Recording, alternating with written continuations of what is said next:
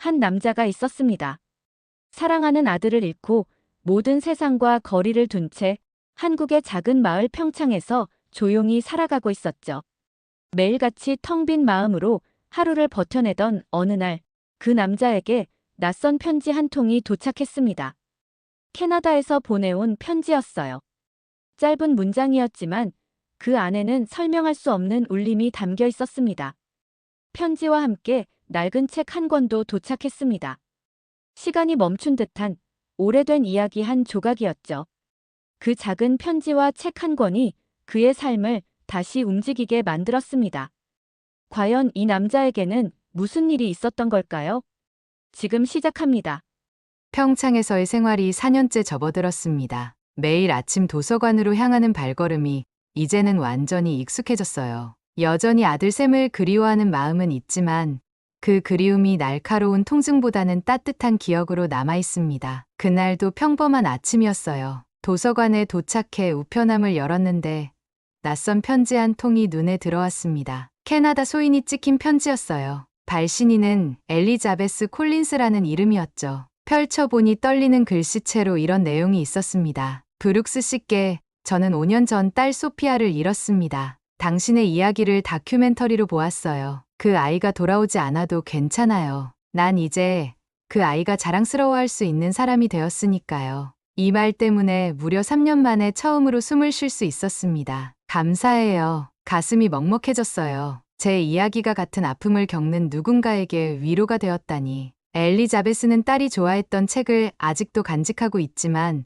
펼쳐볼 용기가 없다고 했습니다. 그날 밤 깊은 생각에 잠겼어요. 책을 고치며 제가 받았던 위로, 그 치유의 시간, 이것을 저와 같은 상처를 가진 이들과 나눌 수 있지 않을까요? 엘리자베스에게 답장을 보냈습니다. 아이가 좋아했던 책, 함께 고쳐보는 건 어떨까요? 일주일 후, 낡은 동화책 한 권이 도착했어요. 빨간 모자였습니다. 책은 곳곳이 찢어져 있었고, 메모에는 소피아가 가장 좋아했던 책입니다. 아직 그 아이의 손때가 묻어 있어요 라고 쓰여 있었죠. 저는 캐나다에 있는 낯선 어머니의 책을 고치기 시작했어요. 한 장 한 장 정성껏 붙이고 닫고 기워나갔습니다. 이승우 어르신께 배운 대로 책의 상처를 치유하면서 그 속에 담긴 이야기를 지켜나갔어요. 어느 토요일 중학생이 된 지우가 도서관에 찾아왔습니다. 제가 책을 고치는 모습을 지켜보더니 말했어요. 브룩스 아저씨, 제가 한번 읽어볼까요? 이젠 제가 읽어드릴게요. 지우가 빨간 모자 이야기를 읽기 시작했습니다. 어린 시절 제게 영어를 가르쳐 달라던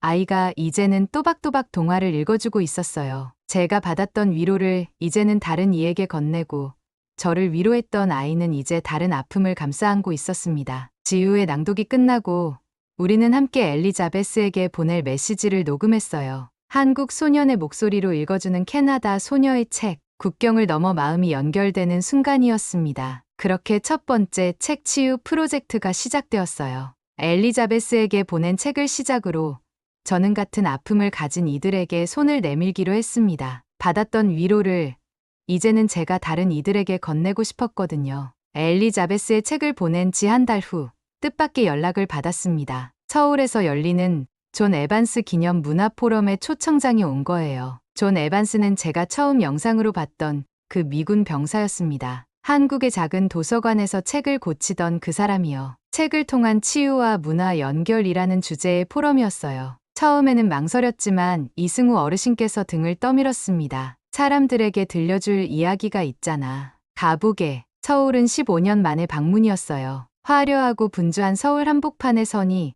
평창의 고요함이 그리워지기도 했습니다. 포럼장에는 다양한 국적의 사람들이 모여 있었어요. 대부분은 제 이야기를 다큐멘터리로 접했다고 했습니다. 저와 같은 상처를 가진 사람들이 많았어요. 저도 아이를 잃었어요. 저는 남편이 실종되었습니다. 저는 사고로 가족을 잃었어요. 제 발표 차례가 왔습니다. 떨리는 마음으로 단상에 올랐어요. 준비해간 발표문을 내려놓고 진심을 담아 이야기했습니다. 저는 책을 고치는 사람입니다. 하지만 사실 책을 고치면서 고쳐진 건 제 자신이었습니다. 발표가 끝난 후 여러 나라에서 온 사람들이 모여 작은 워크숍을 열었어요. 각자 가져온 책을 함께 고치며 이야기를 나누었습니다. 독일에서 온 마르티나는 전쟁 중 잃어버린 오빠의 책을, 일본의 케이코 씨는 쓰나미로 떠내려간 마을 도서관에서 구한 책 한 권을, 영국의 토마스는 돌아가신 아버지의 낡은 소설책을 가져왔어요. 제가 평창에서 배운 방식대로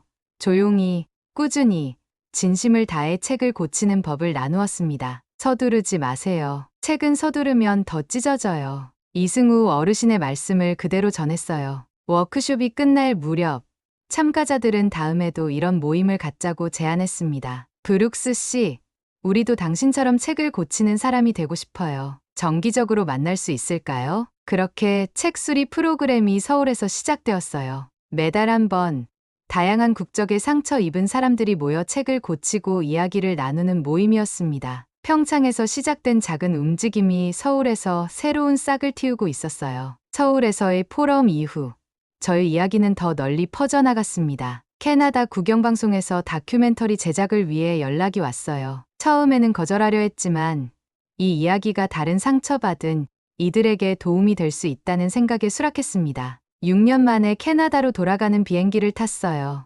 낯설면서도 익숙한 고향의 공기, 토론토 공항에 내리자 묘한 감정이 밀려왔습니다. 마이클, 여기야. 공항 출구에서 오래된 친구 데이비드가 손을 흔들고 있었어요. 그는 제가 도시설계국에서 함께 일했던 동료였습니다. 변했네. 좋은 쪽으로. 데이비드의 말에 웃음이 나왔어요. 한국에서의 시간이 제 얼굴에 새겨져 있었나 봅니다. 다음 날 다큐멘터리 촬영이 시작되었어요. 제가 살던 집, 일하던 사무실, 샘과 자주 가던 공원. 샘이 사라진 그 공원을 다시 찾았을 때는 가슴이 무너지는 것 같았습니다. 이 벤치에 앉아 전화를 받았었죠. 샘은 저기 모래밭에서 놀고 있었어요. 끝난 줄 알았던 고통이 다시 찾아왔지만 이번에는 달랐어요. 한국에서 배운 것들이 저를 지탱해주고 있었습니다. 촬영 중에 예상치 못한 만남이 있었어요. 전 아내 캐롤린이었습니다. 우리는 샘이 실종된 지 2년 후 헤어졌어요. 잘 지냈어, 마이클? 카페에서 마주한 캐롤린의 눈빛에는 여전히 그날의 상처가 남아 있었습니다. 캐롤린은 작은 상자를 건네주었어요. 샘의 몇 가지 물건들이었습니다. 이제 내가 가지고 있어야 할 것 같아서. 캐나다에서의 마지막 날, 다큐 감독이 특별한 제안을 했어요. 샘이 사라진 공원에 작은 책 교환 박스를 설치하는 것이었습니다. 이름하여 샘의 책장. 누구나 책을 가져가고 또 두고 갈 수 있는 작은 도서관이었어요. 그렇게 캐나다에 샘의 책장이 생겼습니다. 떠나기 전 제가 한국에서 가져온 책 몇 권을 꽂아두었어요. 책장 안쪽에는 작은 메모를 남겼습니다. 책은 낡아도 고칠 수 있고 사람도 상처받아도 다시 읽힐 수 있습니다. 다시 한국으로 돌아가는 비행기에서 창밖의 구름을 바라보며 생각했어요. 캐나다에 돌아왔지만 잃어버린 시간은 돌아오지 않았습니다. 하지만 한국에서 회복한 제 자아는 캐나다에서도 흔들리지 않았어요. 평창으로 돌아온 지 한 달 후 캐나다 주재 한국문화원으로부터 특별한 제안을 받았습니다. 토론토에 책 수리 워크숍을 열어달라는 요청이었어요. 이승우 어르신과 상의했습니다. 어르신은 환하게 웃으며 말씀하셨어요. 책을 고쳐주는 사람은 많지 않네. 그러니 가서 알려주게. 토론토에 다시 도착해 작은 공간을 마련했어요. 한국문화원의 지원으로 북부 토론토의 작은 스튜디오를 빌렸습니다. 처음에는 그저 임시 워크숍 장소였지만 사람들이 이름을 붙이기 시작했어요. 마이클 스쿨. 그곳에서 책을 고치는 법을 배울 수 있다는 의미였죠. 첫 수업의 주제는 특별했어요. 당신이 사랑하는 사람이 좋아했던 책 고치기. 저도 샘이 좋아했던 책.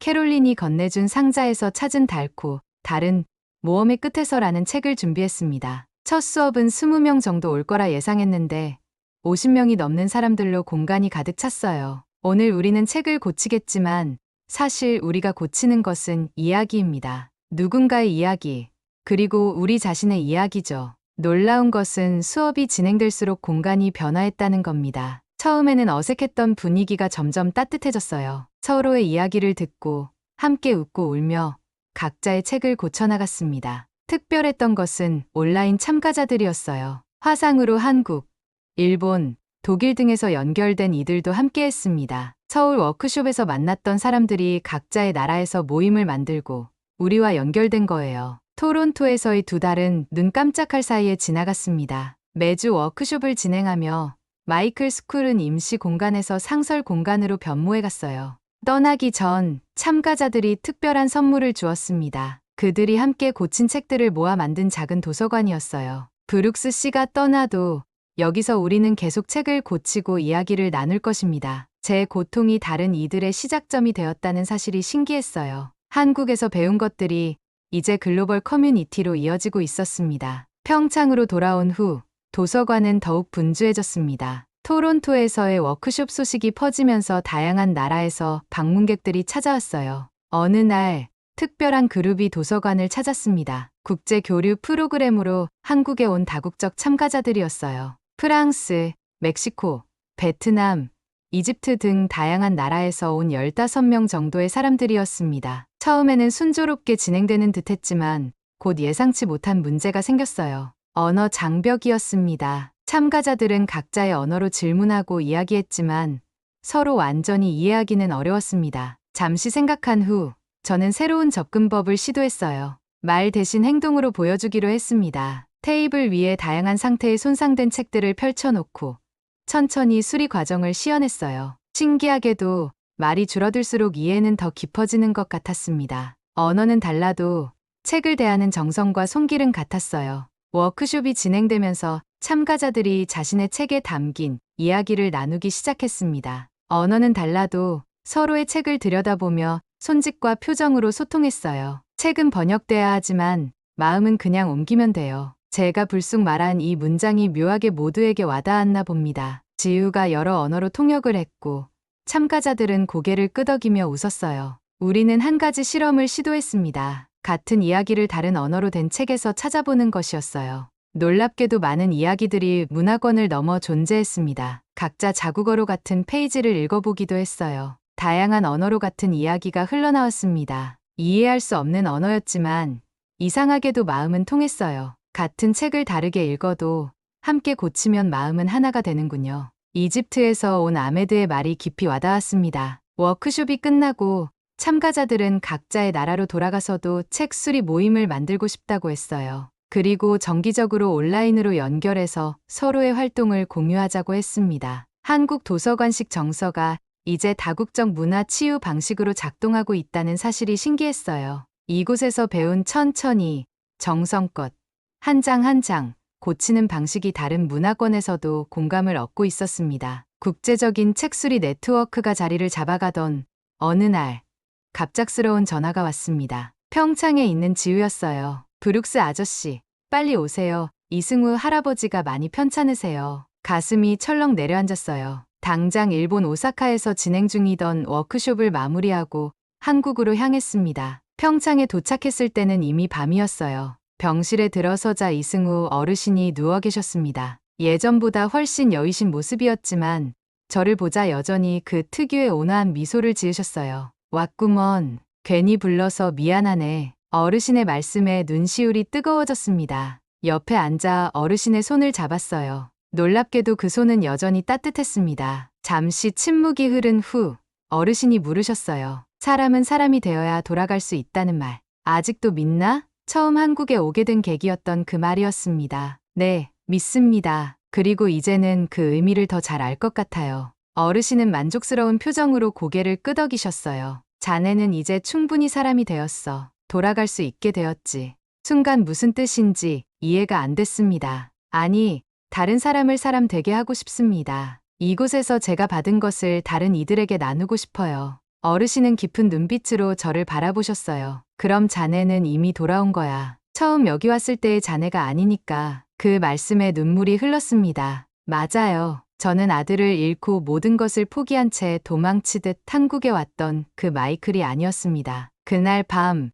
병실에서 어르신과 함께 오랜 시간을 보냈어요. 처음 만났을 때부터 지금까지의 이야기, 도서관에서의 추억들, 책을 고치며 나눈 침묵의 시간들, 모든 것이 주마등처럼 스쳐 지나갔습니다. 다음 날 아침, 어르신은 제게 마지막 조언을 주셨어요. 앞으로 더 많은 사람들이 자네에게 올 거야. 모두 각자의 상처를 안고 그들에게 필요한 건 화려한 말이나 큰 위로가 아니라 그저 함께 있어주는 것뿐이네. 책을 고치듯 천천히, 한 장 한 장. 일주일 후, 이승우 어르신은 조용히 세상을 떠나셨습니다. 어르신이 떠난 도서관은 한동안 적막했어요. 하지만 그 빈자리는 다시 책들로, 사람들로 채워지기 시작했습니다. 어르신의 정신은 이제 저와 지우, 그리고 전 세계의 책수리 네트워크 속에 살아 숨쉬고 있었거든요. 이승우 어르신의 장례를 마치고 도서관으로 돌아왔을 때 지우가 작은 상자를 건네주었습니다. 할아버지가 돌아가시기 전에 브룩스 아저씨에게 꼭 전해달라고 하셨어요. 상자를 열자 정교하게 만들어진 나무 책갈피가 들어있었어요.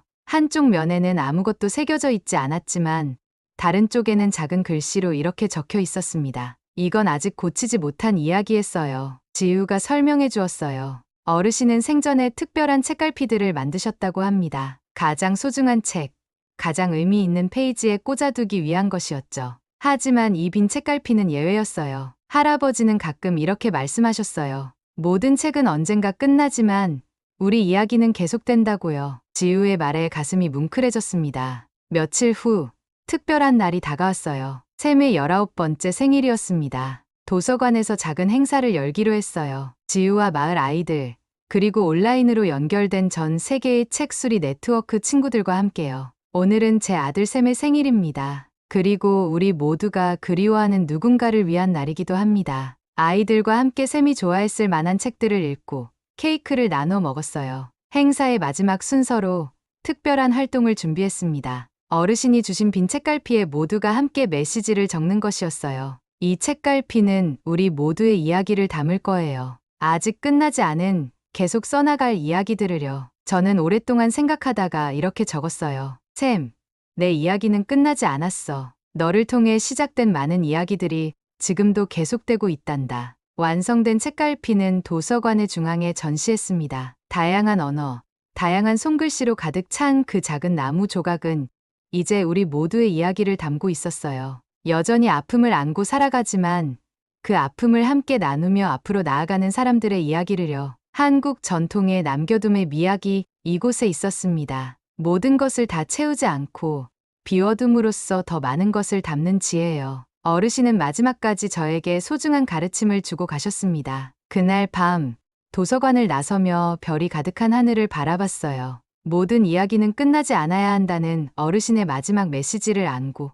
저는 더 많은 이야기를 써나갈 준비가 되어 있었습니다. 이승우 어르신이 떠나고 1년이 지났습니다. 그 사이 세계 각지에서 책수리 커뮤니티가 자생적으로 생겨났어요. 서울, 평창은 물론이고 토론토, 베를린, 방콕, 멜버른, 뉴욕, 책을 고치는 사람들의 네트워크는 점점 확장되고 있었습니다. 지난 6년간의 여정을 담은 제 이야기가 책으로 출간되었어요. 책을 읽어주는 아버지에서 책을 고치는 사람들까지라는 제목이었습니다. 출판사는 이 책을 15개 언어로 동시에 출간했어요. 그리고 각 나라의 판매 수익금은 지역 도서관 복원 프로젝트에 기부되었습니다. 어느 날 서울에서 특별한 전시회가 열렸어요. 책을 고치는 사람들 세계의 치유 이야기라는 제목이었습니다. 전 세계의 책수리 커뮤니티에서 보내온 책들과 그 책들을 통해 치유된 사람들의 이야기를 전시한 것이었어요. 전시회 개막일, 서울의 큰 전시장은 사람들로 가득 찼습니다. 중앙에는 특별한 설치물이 있었어요.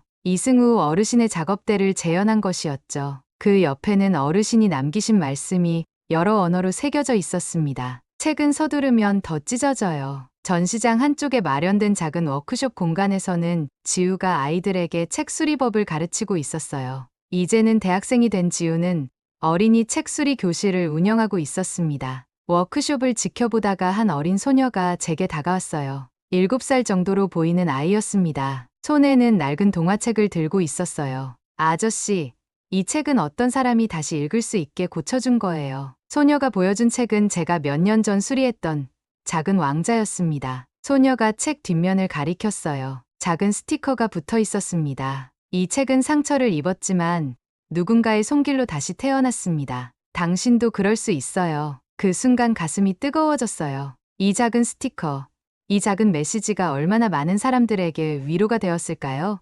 평창의 작은 도서관에서 시작된 움직임이 이제는 세계적인 회복 운동으로 성장한 것이었습니다. 전시회의 마지막 날, 특별한 세레모니가 있었어요. 책 수리 네트워크의 공식 출범식이었습니다. 상처받은 이들이 책을 통해 치유되고 다시 다른 이들을 돕는 선순환을 만들어가는 비영리 단체였어요. 단체의 로고는 이승우 어르신이 주신 빈 책갈피를 모티브로 했습니다. 아직 다 쓰이지 않은 이야기, 계속 써나갈 이야기를 상징하는 것이었죠. 그리고 슬로건은 이렇게 정했어요. 책은 상처를 가릴 수도 있지만 고친 자국이 보이면 더 아름답습니다. 그걸 한국에서 배웠습니다. 그리고 이제 그 이야기를 우리 모두가 함께 쓰고 있습니다. 출범식에서 제가 한 말입니다. 많은 사람들이 공감하며 박수를 쳤어요. 그 박수 소리가 이승우 어르신과 샘에게도 들렸으면 하는 바람이 들었습니다. 평창의 도서관은 여전히 책수리 네트워크의 중심에 있었어요. 규모는 작지만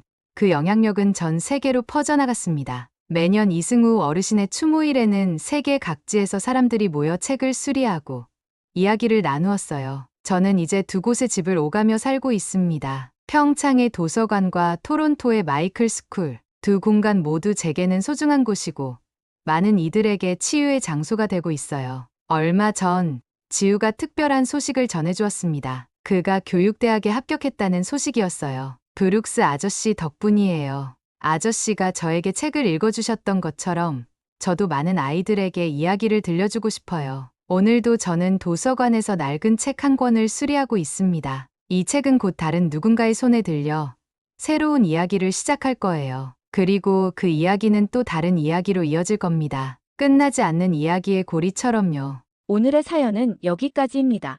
책은 찢어져도 고칠 수 있습니다. 그리고 사람의 마음도 그렇습니다. 시간이 걸려도 조심스럽게 다시 꿰매고 이어붙이면 어느새 새로운 이야기를 시작할 수 있게 되죠. 오늘 이야기가 여러분 마음에도 작은 울림이 남았길 바랍니다. 혹시 여러분도 누군가의 작은 말이나 행동 덕분에 다시 일어설 수 있었던 순간이 있었나요? 여러분만의 소중한 이야기를 댓글로 나눠주세요.